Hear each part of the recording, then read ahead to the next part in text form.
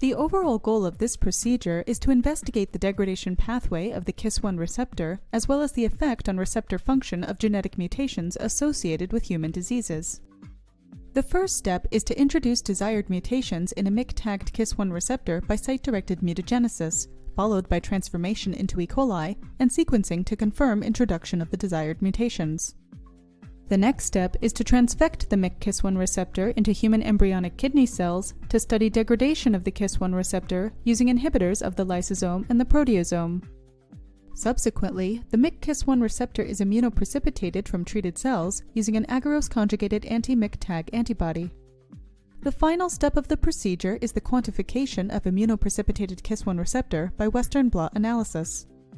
Ultimately, results can be obtained that reveal the degradation pathway of the receptor.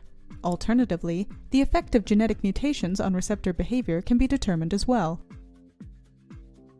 The techniques we're showing today can help scientists answer key questions in the G protein-coupled receptor field, such as how receptor function is regulated, as well as how genetic mutations in these receptors can eventually lead to the associated disease phenotypes in humans.